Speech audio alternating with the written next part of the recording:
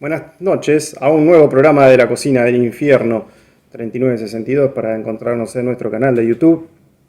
Y bueno, hoy les traigo otra parte de esto que debería llamar Investigando entre Viñetas. Y bueno, seguir construyendo la historia de la historieta con esta tercera parte que probablemente no sea la última.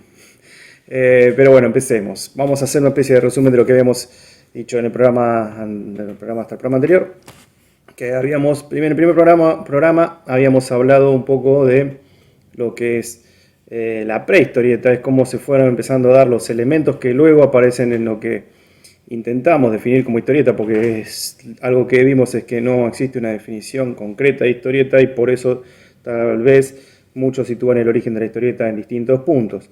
Pero bueno, llegamos a hablar de las viñetas, de las caricaturas, que fueron quizá lo impulsor a lo que fue el humor gráfico, y el humor gráfico a lo que fue la historieta, en el caso de Rodolphe Töpffer, que ya usaba estas caricaturas y no escatimaba en dibujar cuadro a cuadro el movimiento del mismo personaje. Y desde ese momento, desde esa narrativa secuencial del movimiento, puede que se dé el hecho de que tengamos las primeras historietas. Entonces, ¿qué pasó después de eso? Eso era alrededor de 1827, en el siglo XIX, y habíamos visto que era plena época donde la litografía y estas técnicas de impresión podían difundir mejor también, ese es el punto clave, también que estas obras pudieron ser difundidas en toda Europa e incluso cruzar el océano hasta América del Norte, por lo menos, y en Norteamérica, en los periódicos, como vamos a ver hoy, se empezó a usar la historieta. Entonces, primero retomemos un poco donde habíamos dejado en el programa anterior. Habíamos hablado de publicaciones como La Caricatura, el Charivari, Punch e incluso El Mosquito en Argentina, que ya estarían haciendo uso del humor gráfico, quizás de alguna tira cómica también, como se le denominaba como se le denomina la historieta cuando sale en periódicos, en tiras, en parte. Bueno, el término historieta peyorativamente es historia, ¿sí? Es una historia chiquita, por eso un poco también es más derivado de comic strip, se podría decir que es de tira cómica, que bueno, de lo que con Juan y con Guille solíamos hacer reseñas en el programa, que son novelas gráficas tal vez o historietas de unas cuantas páginas, sagas. Algo de lo que, bueno, ya veremos cómo llegamos, seguramente no en el programa de hoy, porque no vamos a llegar. Hoy más que nada vamos a enfocarnos en las tiras cómicas que empezaron a salir en los periódicos. Entonces, bueno, hay que ponernos en un poco de contexto. Uno de los últimos periódicos de los que habíamos hablado, mejor dicho, el único periódico del que habíamos hablado en el último programa, era The Graphic, de Inglaterra, en los 70. Entonces, Inglaterra comenzaría a tener sus propias historietas, destacándose quizá desde 1870 con personajes como Ali Sloper, estamos viendo esa tira en pantalla, desde 1867. Hay quienes dicen que fue el primer personaje recurrente en cómics, ¿sí? Así que fue apareciendo en distintas publicaciones, quizá queriendo decir en publicaciones sobre todo como lo era la revista Judy, donde se publicaba, que era rival de Punch, esa publicación de la que hemos hablado en el programa pasado y que vamos a retomar nuevamente hoy después. Y bueno, este personaje era una creación de quizá uno de los primeros teams creativos, o tal vez el primero en historietas. Charles Ross era el guionista y también se podría decir bocetista. En un principio parece que intentaba dibujar, después le dejó el trabajo del dibujo o la terminación en tintado, pero sobre todo la terminación definitiva a Emily de Tissier, su seudónimo era Marie Duval o Marie Duval, según de donde se busque sobre esta pareja, que bueno, le da el retoque artístico del dibujo, su mujer. Pensar en esta pareja británica dedicándose al humor gráfico, si vieron en el programa, no nos hace acordar fácilmente de la pareja de Matthew Darley y Mary Salmon, que también a mediados del año, o sea, unos ciento y algo años antes de esto, en el año 1700, alrededor del año 1750 y algo, también publicaban sus caricaturas y a veces sus tiras, y también habíamos visto que había tiras que tenían globos de diálogos o una especie de semi-banderola, ¿sí? Sin embargo, no solían tener o no tenían directamente una narrativa secuencial, por eso lo pusimos como prehistorieta en el primer programa. Y hablando de publicaciones inglesas, en 1880 saldría una de las primeras publicaciones británicas, perdón, en 1890 saldría una de las primeras publicaciones británicas semanales de cómics, teniendo en cuenta el hecho de que por sí se llamaba Comic Cat, ¿sí? Aunque, como veremos del otro lado del océano, este término se usaba ya desde unos años antes para cosas cómicas referidas al humor gráfico. Así que vamos allá, al cuarto de siglo, final del siglo XIX, en Estados Unidos. Y veremos que en este camino la historieta termina de adoptar todos sus elementos característicos y alcanzará a llegar a las masas de manera descomunal entre los últimos años de este siglo XIX, ¿sí? Y los primeros del siglo XX. Una publicación de la que no hablé en el programa anterior es Puck, de habla alemana, que había surgido en 1871, ¿sí? Con tono cómico y satírico, muchas veces político. Es una publicación que llegaría a publicarse desde 1876, también al otro lado de Alemania, del océano. Desde Nueva York en 1876 saldría Puck, y se la consideraría como la primera publicación en presentar reproducciones litográficas a color, ¿sí? Ya hemos hablado de lo que era la litografía en el programa anterior. Bueno, ahora empezaríamos a ver reproducciones a color. Poco antes, en 1876 mismo, nacería una publicación llamada Harvard Lampoon, inspirada en esta otra publicación que mencionamos antes, la Punch de Inglaterra, en 1841, que si recuerdan, Punch era retomar el Charivari, Le Charivari de Francia, en el lado inglés, y Le Charivari, si recuerdan también, publicaba historietas muy parecidas a las de Rodolphe Topfer, ¿sí? Se va armando la cadena. Pero bueno, ahora, el Harvard Lampoon se difunde en 1876 como The Comic Newspaper, el periódico cómico. Es decir, si bien pareciera ser uno de los primeros de registros del término cómic en el entorno familiar del humor gráfico, de la caricatura, y es anterior a este de 1890 de Comic Cats, se hacía alusión a que en esta publicación se acudía al humor, a la sátira, simplemente, ¿sí? De hecho, esta revista de humor se sigue publicando, siendo una de las más longevas y continuas, junto a una sueca que se llama Blandaren, desde 1863, y otra suiza que se llama Nebelspalter, de 1875. Bueno, de Harvard Lampoon salió mucho de lo relacionado con los Simpsons, Saturday Night Live, un montón de distintas parodias y otras cosas muy conocidas de humor en general, ¿sí? Era una revista de humor, no estaba ligada a la historieta, sino al humor gráfico y caricaturas, con el tiempo seguramente historietas también.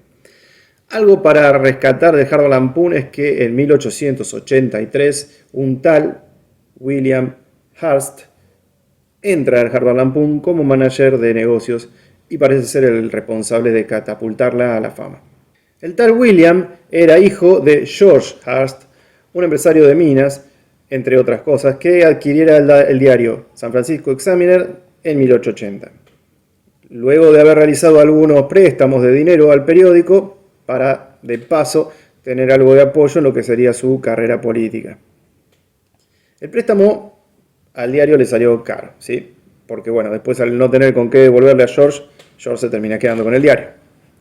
Pero el tipo no sabía muy bien cómo manejar el periódico de por sí mismo, así que en 1887 le confía el diario a su hijo William, que ya para entonces tenía 23 años y hubiera terminado su carrera en Harvard, ¿sí? Más allá de algunas características de William que hacen recordar a su padre, vamos a enfocarnos en que, enfocado en los negocios, en las masas o lo que sea, el tipo tenía cierta visión para ir encaminando lo que sería la historieta moderna a las masas, ¿sí? Y bueno, comencemos desde este periódico que le legó el padre. Entonces, comencemos desde el San Francisco Examiner. Para 1892 había una especie de oso presuntamente extinta y a William se le ocurrió la idea de contratar a alguien para que dibujara un oso a diario. ¿Sí? Contrata a un joven de 17 años llamado Jimmy Swinnerton. ¿Quién es Jimmy Swinnerton? ¿Y qué tiene que ver los osos con la historieta? Bueno, vamos por partes. Jimmy Swinnerton, o James Guilford Swinnerton, era hijo de un juez llamado J.W. Swinnerton, fundador de otro diario de Humboldt Star, y a los 14 años ingresó en la Escuela de Dibujo de San Francisco. Y bueno, quizá el entorno cercano a lo político o a la prensa hicieron que se conocieran William y Jimmy. Y William le da la oportunidad a Jimmy, con tan solo 17 años, para dibujar estos osos. Pero la cosa no quedó en los meros dibujos de los osos. Los dibujos de Jimmy de 1892, como este que estamos viendo en pantalla, fíjense, esta caricatura tiene un globo de texto, es una imagen a color. Y también haría historietas con estos personajes, ¿sí? Fíjense, está en blanco y negro, ya no tiene globo de texto esta secuencia, es una secuencia narrativa, se ve clarito. Pero bueno, para lo que por lo que para muchos sería el creador de las primeras tiras cómicas en un periódico americano, ¿sí? Y para tantos otros hasta sería el pionero del cómic en América con sus 17 añitos. En este periódico de San Francisco Examiner, que estaba a manos de Hearst. Por otro lado, y en paralelo, cuando quien les habla busca, también se encuentra que hay otra historia donde interviene el color y la carrera entre dos periódicos, ¿sí? En 1892 sale de Interocean. Interocean era el periódico y este periódico tiene un suplemento llamado Illustrated Supplement, ¿sí? El suplemento ilustrado del Interocean, desde 1892, que sería el primer suplemento a color en periódicos americanos.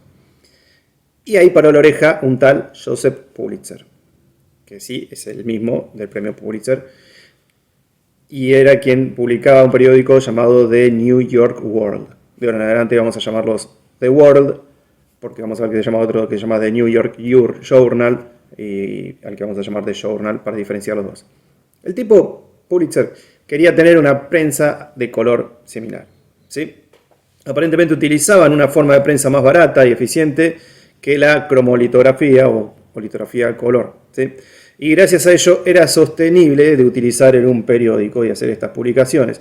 Entonces, desde esta manera, desde el 21 de mayo de 1893, nace el Sunday Supplement in Color, el suplemento dominical a color, con su primera edición en el The World, ¿sí? Pulitzer empieza a poner este suplemento en su periódico de New York World.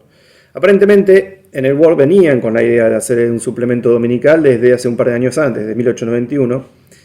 No estaban muy seguros, pero al ver lo que hicieron los del Interocean, se animaron, no lo dudaron, y sacaron este suplemento a color, que vamos a ver que va a seguir atando cabos en la historia de la historieta.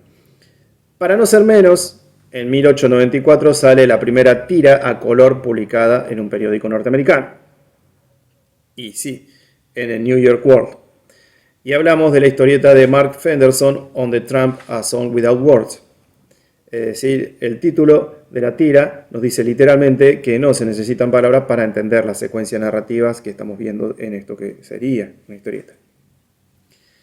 En esos años habría un artista estadounidense que luego de un viaje laboral tomado de Edison para dibujar ciertos diseños en Europa, de manera muy resumida lo estoy diciendo, volvería a Estados Unidos y realizaría varias publicaciones en distintas revistas de tonos políticos como Judge, Life y la mencionada Puck, y también en otra llamada Truth. Hablamos de un tal Richard Outcault. Como ejemplo de las tiras de este señor, que bien puede que le suene, tenemos esta del 2 de junio de 1894 en la revista Truth, donde como un extra hace su primera aparición un pequeño personaje recurrente en sus obras, incluso en distintas publicaciones.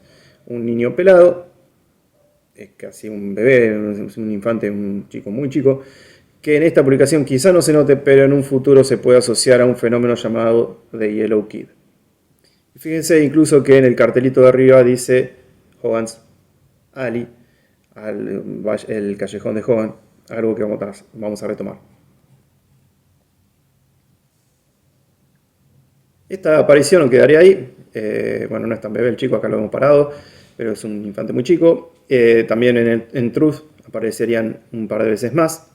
Y la difusión de este trabajo que fue haciendo Oddcult en distintas revistas, y sobre todo tal vez estas que hizo en Truth, llamó la atención a un tal Goddard, que era el editor de la versión dominical del periódico The New York World, y que necesitaba un artista adecuado para un suplemento a color.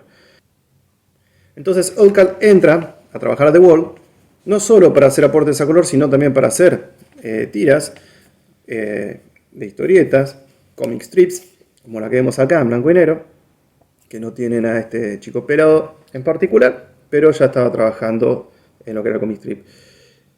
Para las creaciones a color, Oddcult retoma estas ideas que publicara en Truth, con ese chico pelado y ese lugar que se llamaba Hogan's Alley. Este nombre de este callejón, el callejón de Hogan, se inspira en realidad en una canción popular, que adivinen qué, podrán escuchar en el programa al final de la misión de hoy, si siguen en nuestra lista de reproducción o si hacen clic en la pantalla final donde figure el icono del tema.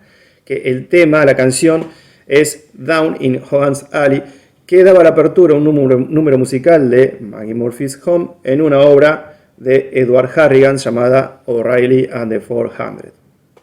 Bueno, la cuestión es que de esta manera, el 5 de mayo de 1895, Oddcult titula la caricatura a color hecha para el suplemento dominical como At the Circus in Hogan's Alley. Sí, y esa sería la primera de una serie de caricaturas sobre este callejón Hogan, y vamos a ver de a poco va empezando a tener cada vez más importancia este personajito pelado que aparece. Fíjense que justo por encima de su firma se ve nuevamente este personaje, este niño pelado, con un pijama azul grisáceo. Y fíjense que tiene como marcas de su mano en el mismo. De ahí en adelante, cada semana saldría continuamente como una serie llamada Hogan's Alley, como les decía. Hogan's Alley consistía en grandes y coloridas viñetas que describían en una escena de manera caricaturesca la realidad de los suburbios con un toque de humor. Como leí por ahí, ese sería el resumen. Es interesante analizar cómo iba incorporando elementos Richard o cambiando estrategias en esta pieza de humor gráfico con cada publicación que hacía. ¿Sí? Y este análisis lo pude hacer gracias a la disponibilidad de casi todo el trabajo que hizo Richard Oddcult en Hogan's Alley, y como vamos a ver lo hizo en más de un periódico, y que está disponible en un link que le voy a dejar aquí abajo en la descripción del video. Este link es de la biblioteca de Ohio. En la primera pieza de lo que sería la serie Hogan's Alley, At the Circus in Hogan's Alley, 5 de mayo de 1895, la caricatura de Oddcult es acompañada de texto. Y aparte de eso, solo un cartel con texto también, ¿sí? Cosa que se repetiría en la próxima caricatura para junio. Ahora ya el 7 de julio se vería un personaje similar al niño pelado que indicábamos antes, pero con pelo y con un pijama amarillo. Y además un cartel que dice: por favor no hagan ruido, que Mickey está cercano a la muerte. O al menos eso es lo que entiendo que dice en ese cartel. Acá el texto en el cartel es bastante explícito de lo que este otro personaje quiere decir, ¿sí? Es un recurso como el globo de diálogo sin serlo. Y si bien aparece un personaje pelado en la caricatura, su pijama es verde, al menos en parte, y por otro lado hay otro peladito con una especie de guardapolvo blanco. Es decir, pareciera ser que en esta tira puede que Mickey esté en reposo y por algo que pasó llamado los Gloriosos Cuatro, como dice ahí, que por lo que se ve ninguno en la caricatura quedó bien parado, se los ve a todos heridos. ¿Y quién es Mickey? Mickey es el niño pelado, ¿sí? En esta caricatura puede que sea la única de la serie de Hogan's Alley que no aparece este personaje tan característico, porque estaba muy enfermo, y este Mickey es el niño pelado que viene siendo el protagonista. Precisamente su nombre sería Mickey Dugan. Vivo diciendo Mickey porque, bueno, justamente Richard Outcault lo llamaba a veces como Mickey. Y aparecía cada vez más en el Sunday Supplement. Un par de veces más en mayo, otra en julio, una vez más en septiembre, 3 en noviembre, otras 2 en diciembre. Pero bueno, no nos adelantamos, ¿sí? En la de septiembre, del 22 de septiembre, la obra llamada The Great Cup Racing Release Pond, se ve nuevamente texto que claramente denota el diálogo que están teniendo dos niños en la caricatura, si ese texto abajo de la imagen, y en un costado a Mickey descansando con su pijama azuláceo, sentadito ahí, un poco perdido. En la publicación del 10 de noviembre de 1895, llamada The Great Social Event of the Year in Shantytown, apenas se puede decir que Mickey aparece en la primera fila de lo que parece ser una marcha de casamiento. Se pareciera que es ese que se ve ahí, ese pelado que está en la primera fila en pareja. Y también podemos ver que un niño lee una nota sobre un artista en The World, estos que están sentados acá. Y lo más importante, aparecen globitos de texto a lo Cruikshank o al estilo de los humoristas gráficos que había años antes, ¿sí? Y en uno de ellos el que habla es un loro. No será la primera vez que aparece un loro parlante, ni tampoco la que aparezca un globo de texto. En la publicación del 17 de noviembre de 1895 volvemos a ver texto solo en carteles y otra vez a Mickey que apenas destaca entre la gente sentado y mostrando solo su nuca.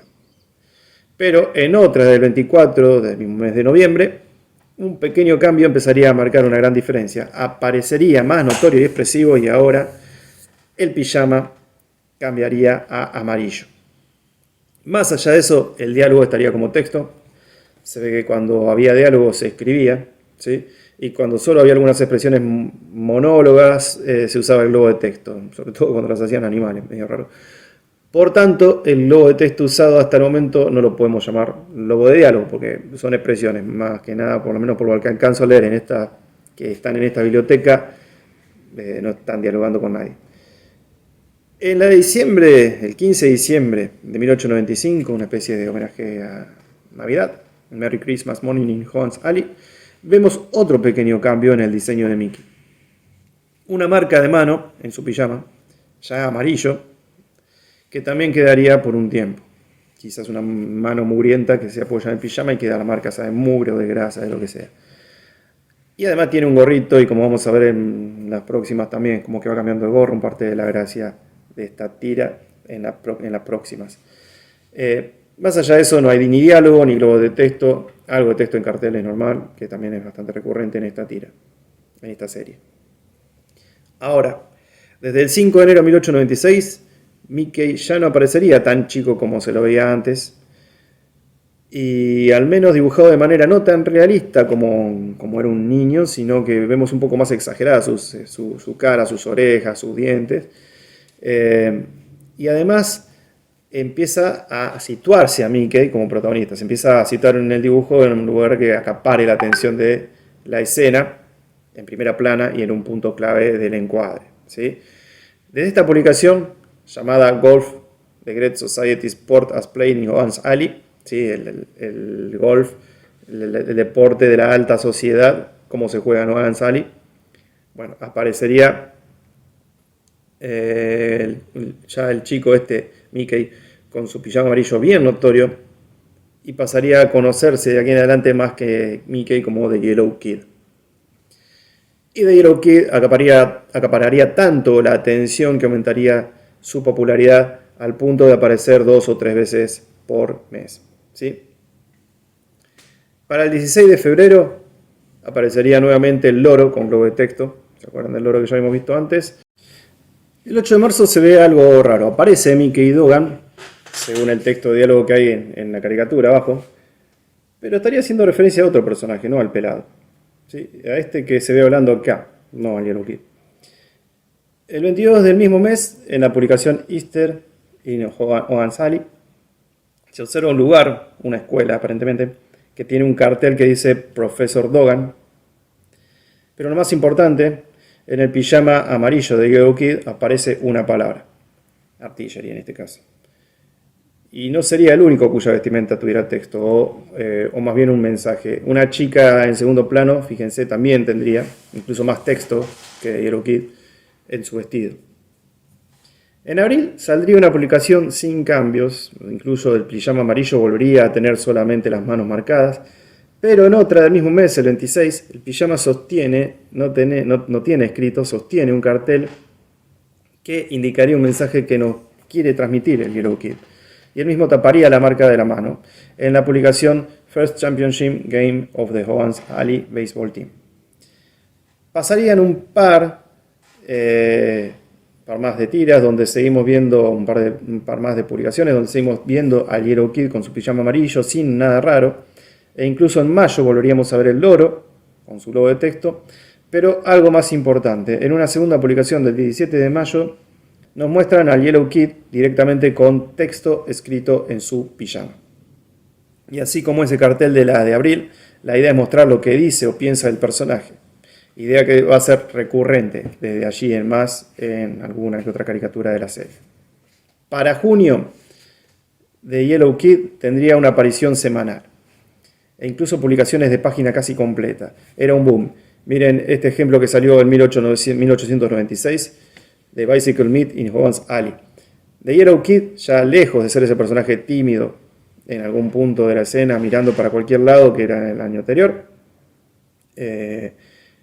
está en primera plana, sonriendo, y en su pijama se lee: soy el chico Dogan, yo soy lo más, hot stuff, dice.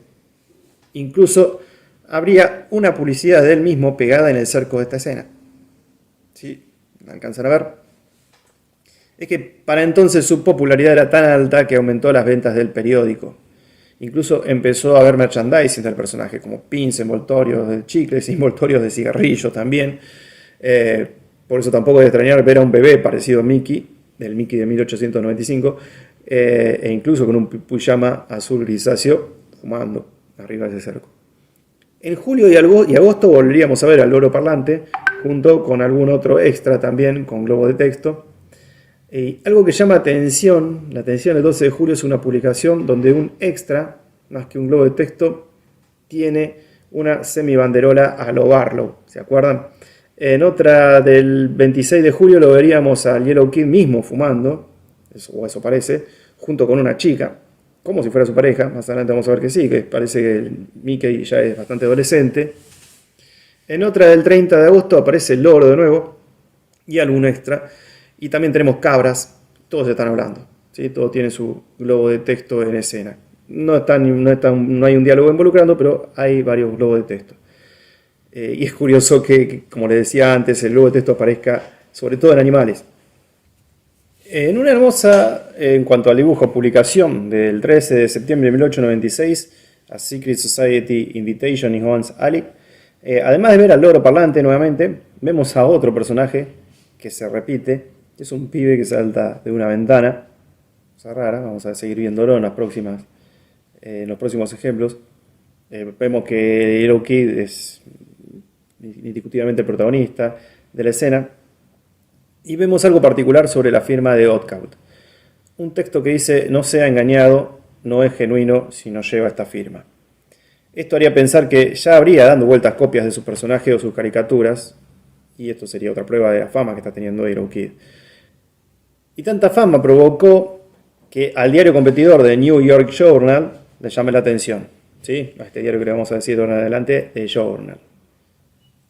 Entonces, ¿qué pasó? El director de The Journal contrata a Outcast para que siga con The Yellow Kid en The Journal. Cosa que sucede desde el 18 de octubre de ese año 1896. ¿Y quién era el jefe de The Journal? Ni más ni menos que William Hearst.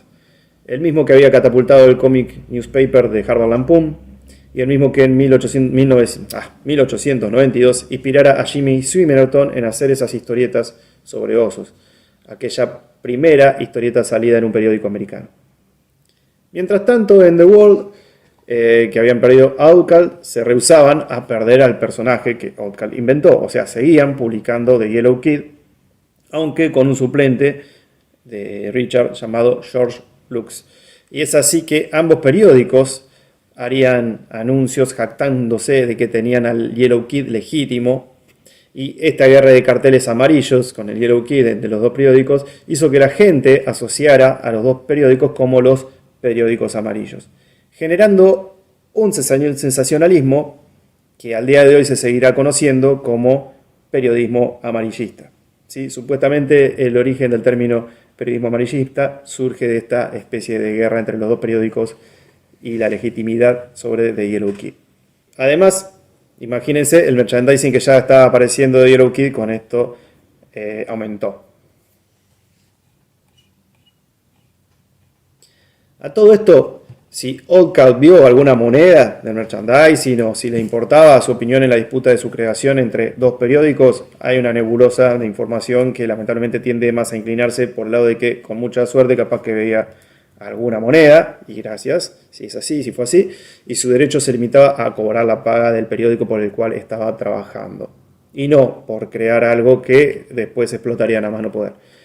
Y no es que Oddcult se cruzó de brazos, hizo peticiones desde septiembre de 1896 para tener su derecho de copyright.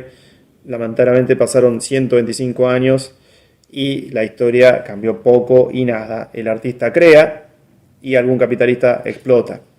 Pero bueno, volviendo a la historia, desde el punto en el que Oddcult comenzaría a trabajar para Hearst en 1896, The Yellow Kid en el Journal aparecería 2 veces por semana. Una de las 2 veces aparecería en una caricatura a toda página, y en otra más pequeña, comúnmente en mitad de página. Acá vemos la primera aparición en el Journal del 18 de Yellow Kid en The Journal, del 18 de octubre de 1896, en la cual se ve a toda la muchachada del callejón de Hogan, con valijas y bolsos a modo de mudanza. Yellow Kid a la cabeza, obviamente. No falta ni el pibe que se tira por las ventanas, ni el loro parlante. Y en esta caricatura se podría decir que los globos de textos no son más globos de texto simplemente, sino que ya sí son globos de diálogo, porque ya en esta ocasión, si uno alcanza a leer, es claro que se están dirigiendo a las personas que tienen enfrente, ¿sí? A pesar de que éstas no les responden. Y si vemos acá arriba, se le da crédito a Oddcult como el creador de Hogan's Alley. Había dicho que también saldrían publicaciones de media página, pero para esas, comúnmente para estas publicaciones de media página, comúnmente, la primera no es el caso, pero las que vinieron después sí, comúnmente Hearst le había dado una sugerencia muy especial, que haría un cambio, o ayudaría a dar un cambio muy especial en la historia de la historieta. Una sugerencia que le daría a Oddcult, que salga en forma de tira cómica. Quizá por el éxito que cosechara con los osos, no sé, se le ocurrió esta idea a Hearst, por lo que leí, y de esa manera Yellow Kid sale claramente como historieta, ¿sí? Como esta secuencia de imágenes, de movimiento. Y habiendo salido antes en caricaturas con globo de diálogo, se ve que no iba a ser la excepción en este caso.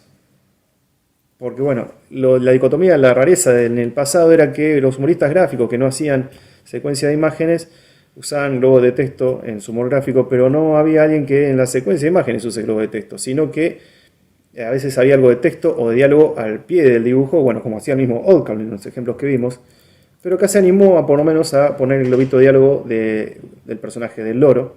Y en esta tira vemos que el globo de diálogo entre Yellow Kid es como que se comunica en realidad con su pijama amarillo, en el cual se sigue haciendo autobombo, se sigue haciendo propaganda, y se comunica con un fonógrafo que habla. En realidad el fonógrafo, spoiler, al final de la historieta es el loro. Y fíjense que de Yellow Kid también sale un globo de diálogo en este caso. Eso marcaría un punto de inflexión porque para muchos esto sería el inicio de las historietas, para muchos otros sería la primera vez que aparece un globo de diálogo. En fin, bueno, nosotros ya estuvimos analizando la historia antes de esto. Creo que no se puede decir ni una cosa ni la otra. Sin embargo, sí se puede ver que es una historieta bastante completa, ¿sí? Nos faltan las viñetas, ¿sí? O sea, que si vamos a hablar de por qué tiene el elemento diálogo es una historieta, no, o sea, como elementos faltan, pero, qué sé yo, para mí lo más importante de la historieta, que está en la secuencia de imágenes relacionadas, en la narrativa de movimiento que mencionaban muchos estudiosos y que mencionamos la semana pasada, en el programa pasado, perdón, está.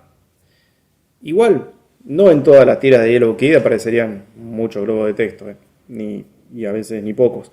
En otra del 6 de diciembre de 1896 sí aparecerían, pero la comunicación sería entre animales, una vez más, y podemos ver que ahora sí hay viñetas. En la próxima, del 13 de diciembre de 1896, también los animales acaparan los globos y una vez más, como en aquella caricatura de Yellow Kid, cuando Peras era un niñato, apenas se veía, y no era Yellow, el principal diálogo entre humanos transcurre a lo Topfer, ¿sí? Debajo de texto. En esta también se ve que hay una división al estilo viñeta, como la que habíamos mencionado antes, e incluso están numeradas para seguir la lectura. Y bueno, y seguimos confirmando que el niñato ya no es tan niñato, es bastante adolescente, pareciera por la actitud de la historieta, que tiene la historieta. Las publicaciones seguirían pasando, las historietas más que diálogo tendrían expresiones en el pijama de Mickey, como volvemos a ver que lo llaman directamente acá, ¿sí? Habíamos dicho que era más conocido como Yellow Kid, pero fíjense que acá uno de los personajes de esta tira es un perro, lo llama como Mickey directamente. No solo eso, el perro le dice que le cuente un chiste de Truth, publicación les recuerdo lo que habíamos hablado antes, publicación para la cual antes Oddcal presentaba algún que otro trabajo. En las que vendrían después mucho texto en pijama podría haber, pero poco globo de texto, la verdad. Incluso desde el 14 de febrero de 1897 hasta el 30 de mayo de 1895 pasarían 3 meses, según esta biblioteca, al menos no tienen registro de alguna de estas de alguna historieta directamente, no así de caricaturas como las que se publicaban antes en el The World de Yellow Kid y de Joan Sally. Eso sí, miren la que salió el 30 de mayo. Animales, solo un globito de texto en el loro, en el personajito este del loro, y mucho texto del pijama en sí, pero miren la dinámica de la historieta, la dinámica, las perspectivas, eso sí, esa tira en particular sí creo que destacó para la época. Jugar de esa manera no era ajeno a Oddcal, pero en una tira, y como lo hizo acá, me parece que destaca lo que había hecho antes, hay movimiento no solo en el personaje, sino que en la escena, que también va cambiando acorde. Al ser el chico amarillo estar bicicleteando junto a un tren, va cambiando también la escena en la que se va moviendo todo. Y esto también es un elemento que escapa un poco a la monotonía de una misma escena donde ocurre la secuencia de movimiento, ¿sí? Es casi como una combinación de la prehistorieta, que era más arte secuencial, porque era una secuencia de escenas que estaban relacionadas por algo, y combinada con la narrativa de movimiento. Sin dudas, Oddcal fue un gran aporte para la historieta, por lo que estamos viendo, y acá se ve que creo que incluso incentivaría al próximo, a lo que para mí es el próximo escalón en la historieta, que son los trabajos que hizo Mackay en Little Nemo, como veremos probablemente en el próximo Investigando entre viñetas. Lamentablemente, más allá de las hermosas caricaturas de Oddcal and the Yellow Kid, solo, al menos de lo que hay registro en esta biblioteca de Ohio, solo habría 3 historietas más en lo que queda del año, ¿sí? O al menos eso es lo que veo acá. De hecho, en 1898 solo saldría una historieta que ya ni globos en el loro tendría. Poco antes, el 12 de diciembre de 1897, aparecerían un par de personajes que tampoco tardarían en establecerse, también en The Journal, de manos del alemán Rudolf Dirks, quien residiera en Estados Unidos desde su infancia y fuera oportunamente contratado por William Hearst con una nueva premisa, que haga una tira cómica basada en los hermanos de un libro ilustrado alemán de 1865 que se llamaba Max y Moritz. Acá vemos la imagen de Max y Moritz, que si los ven conocidos tal vez hayan visto la serie de Defeated, los derrotados o los vencidos, donde un policía norteamericano llamado Max investiga a su hermano, desaparecido en la Alemania recientemente devastada por la Segunda Guerra Mundial, y que se llamaba Moritz. No solo los nombres de los protagonistas coinciden, sino que también recurren a este libro que tenían desde su infancia, y se ven imágenes de estos dos personajes, prácticamente esta imagen en la serie. Pero bueno, la cuestión es que de esta manera, con la premisa de que tenía que ser algo parecido a Max y Moritz, Dirks inventa los Katzenhammer Kids, y serían publicados en The Journal desde el 12 de diciembre de 1897 con la historieta esta que vemos en pantalla, o que vimos hace un poco en pantalla, y fue tal la inspiración que en las primeras ediciones alemanas de esta historieta traducirían los nombres de los Katzenhammer Kids como Max y Moritz.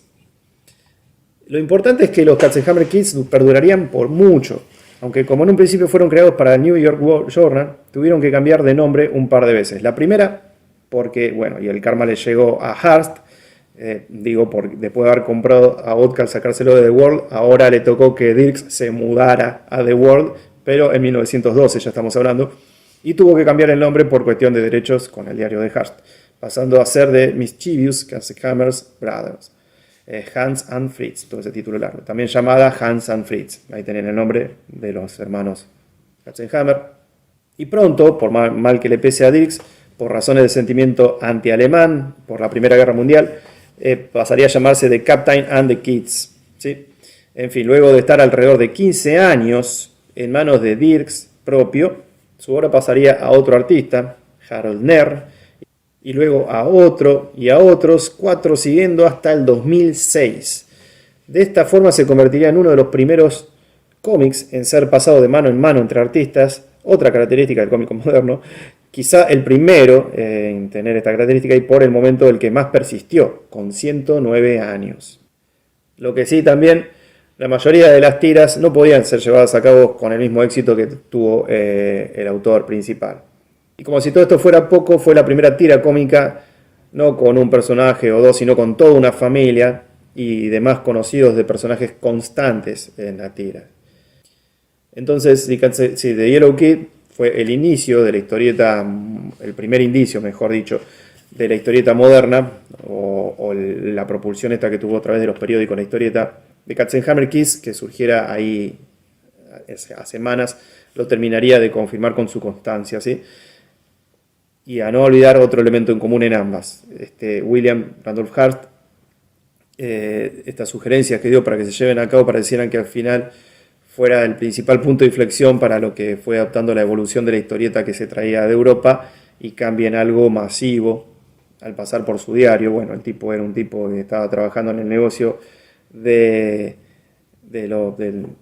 las comunicaciones a través de las revistas, de los periódicos, y encontró la manera de catalizar la historieta, y estas historietas en particular terminaron siendo y catalizando la inspiración de muchísimos artistas de lo que sería este nuevo arte en el siglo XXI también. Entonces, bueno, hasta acá llegamos, al menos a llegar ahora sí, si bien llegamos a Topfer, que ya estaba publicando historietas, con The Yellow Kid, pudimos ver que la difusión ahora sí fue masiva a través de los periódicos, y no solo eso, sino que del éxito de Yellow Kid, todos los periódicos del mundo empezaron a publicar, o prácticamente todos, muchos periódicos del mundo empezaron a publicar historietas en suplementos o en el mismo periódico de manera periódica. Y propulsó la famosa historieta a los ojos del mundo entero, ¿sí? Entonces es importante la constancia que tuvo también Katzenhammer Kids, y es importante la movida que se generó luego de estas tiras en periódicos tan emblemáticas.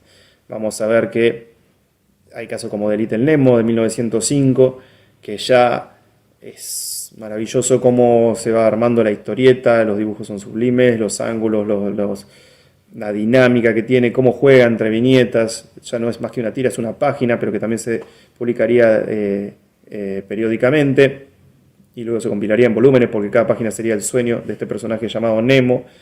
Pero bueno, este autor, Mackay, tenía esa idea de dinámica a tal punto que hizo animaciones. El primer corto animado estadounidense, si no me equivoco, lo hizo él. O sea, la empresa del cine era incipiente, y él aportó ángulos y cámaras que no existían en sus historietas y que luego se usaron en el cine. En fin, la historieta yo creo que no frena con The Yellow Kid, ni empieza con The Yellow Kid. No empieza por lo que ya vimos, incluso hay eslabones perdidos que fui encontrando a medida que seguí investigando, y que después hablaré en otro programa, pero además porque es difícil de definirla. Puede haber, qué sé yo pienso que tiene que haber una narración de movimiento, pero hay un montón de otros elementos que pueden ser aprovechados también, como Outcast aprovechó de vez en cuando el globo de diálogo, y de Little Nemo ya se aprovecha muchísimo más. Y bueno, y cómo se llega al punto de que las historietas empiezan a ser novelas nuevamente, como las que había hecho Topfer, y sobre todo esta novela que leímos nosotros de aventuras, estas historietas de aventura que tienen unas cuantas páginas que continúan en el próximo mes, y en libros enteros de historietas, cómo fue dándose eso en el siglo XX, bueno, lo dejaremos para un próximo programa. Hasta ahora espero que les haya gustado y nos vemos en el próximo, la próxima emisión de La Cocina del Infierno. Les dejo con el tema con el que se inspiró Oddcloud para Hans Ali. Suscríbanse al canal, si les gustó pónganle me gusta, que no les cuesta nada y a nosotros nos aporta un montón y nos anima a seguir haciendo este programa, que hace poco cumplimos un año. Esperemos seguir cumpliendo más mientras más nos apoyen, propaguen la voz. La Cocina del Infierno está para darle cultura. Hasta la próxima.